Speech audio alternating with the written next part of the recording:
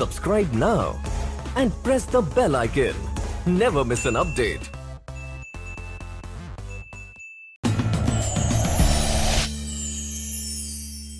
गुरुजी, आज के इस अंक में हम बात करेंगे महिलाओं को लेकर।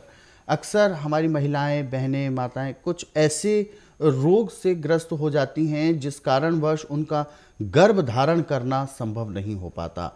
कई प्रयासों के बावजूद भी, कई जगह पर मत्था टेकने के बावजूद भी, मन्नतें मांगने के बावजूद भी ये सुख, जो संतान का सुख है, वो प्राप्त नहीं हो पाता। ऐसे में आयुर्वेद के माध्यम से ऐसे तमाम हमारी महिलाएं, हमारी बहनें कैसे अपने लाभ प्राप्त कर सकती हैं, वो हम आज आपका दृष्टिकोण जानना चाहेंगे। देखिए,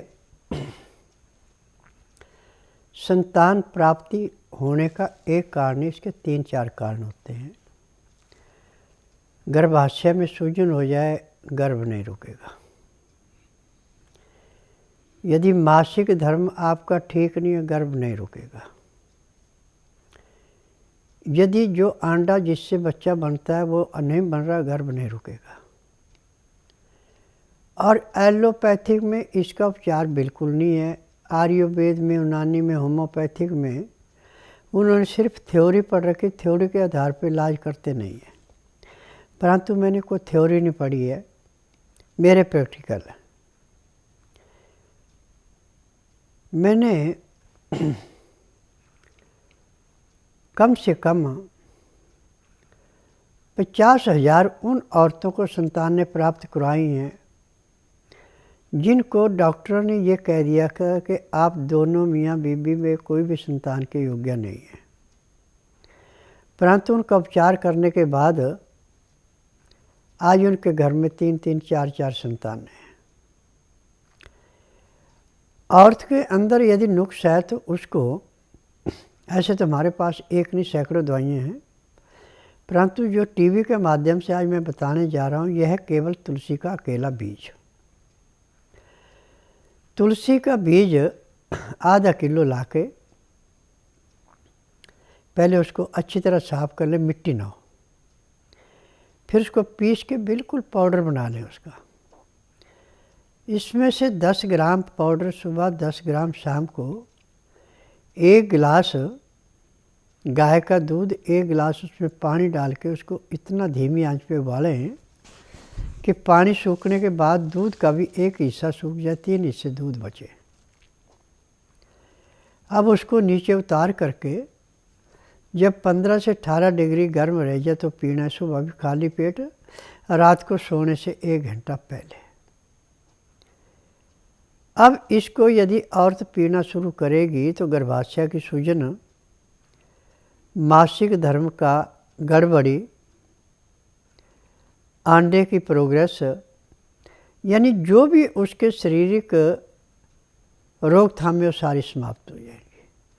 परंतु ये 10 दिन या महीने का काम नहीं है। इसमें आपको 3 महीने से लेकर साल, 1.5 साल तक भी ये लेना पड़ सकता है। जैसे आपके बीज समाप्त हो गए, दोबारा ला के पीस के दोबारा तैयार कर लो।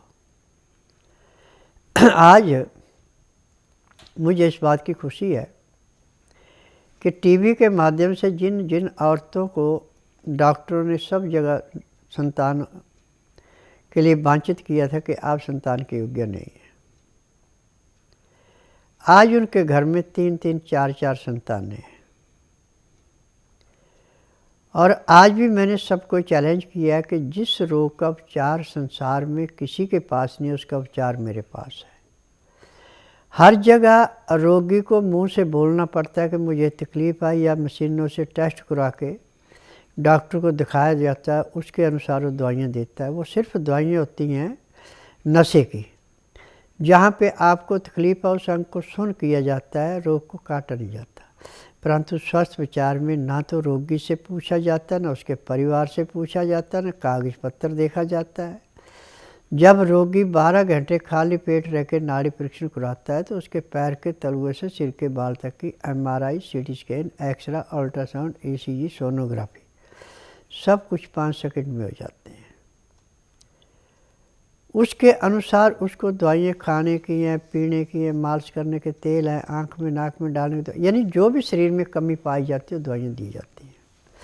स्वास्थ्य विचार में ना तो मैं आँखों में चश्मा मानता हूँ, ना कानों में मशीन मानता हूँ, यानी किसी भी रोग को मैं नहीं मानता कि जिसका लाइलाज है या आर्टिफिशियल उसका उपचार किया जाए। यहाँ पे सब रोगों का उपचार परमानेंट है।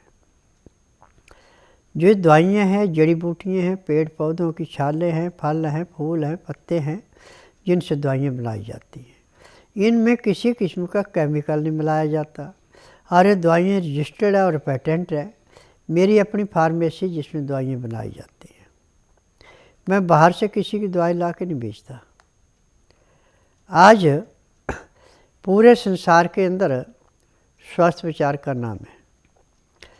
जिसने दवाई लेके खाई है उसने 10 आदमियों में यही चर्चा की कि देखिए, यदि आपने डॉक्टरों की जेबें भरनी है तो आप जैसे मर्जी धक्का खाएं, यदि रोगों से मुक्ति करनी है तो आप स्वास्थ्य विचार में जाएं। तो इतने रोगी टीवी के माध्यम से नहीं आते जितने एक दूसरे के रेफरेंस से आते हैं, क्योंकि स्वास्थ्य विचार में आंधे को दिखाना, बहरे को सुनाना, गूंगे से बुलाना, लंगड़े को चलाना, बांझ से संतान उत्पत्ति कराना, नमर्द को मर्द बनाना, अनहोनी को होनी करके दिखाना, ये मेरा कर्म है। आज मुझे इस बात की खुशी है कि जो भी रोगी मेरे पास किसी भी स्थान से आया, जिस दिन आता उसी दिन उसको 10 से 15% आराम मिल जाता है। अब मेरे पास ये नहीं है कि दिल्ली के लोकल आदमी आते हैं, मेरे पास पूरे हिंदुस्तान के,